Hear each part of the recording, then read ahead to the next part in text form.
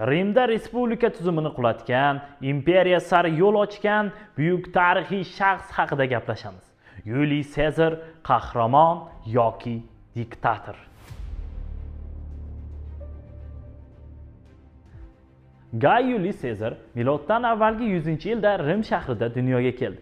Yuliylar sulolasiga mansub bo'lib, o'z naslini Venera ma'budasiga bog'lagan.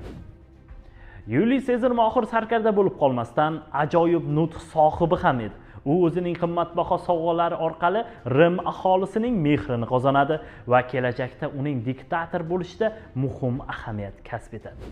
Yuliy Sezarga eng katta obro' keltirgan urushlardan bittasi bu Galiya urushlari edi. Galiya hududlari hozirgi Belgiya, Fransiya va Shveysariya hududlariga to'g'ri keladi va bu hududlarda Rim imperiyasi hududlarini 2 baravarga kattartiradi.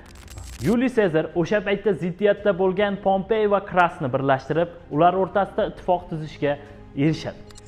Rim taxti uchun bo'lgan urushlarda Pompey bilan birgalikda aynan Yuliy Sezar o'rtasida urushlar bo'lib o'tadi va bu urushlarda Yuliy Sezar miloddan avvalgi 49-yilda g'alaba qozonadi va Rim diktatoriga aylanadi. Yuliy Sezarning diktatorlik davri uzoqqa cho'zilmadi.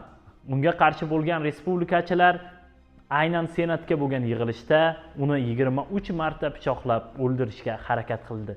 Lekin aynan unga faqatgina bitta pichoq zarbasigina uni o'ldirishiga olib kelganligini o'sha paytdagi tarixchilar tomonidan e'tirof etiladi.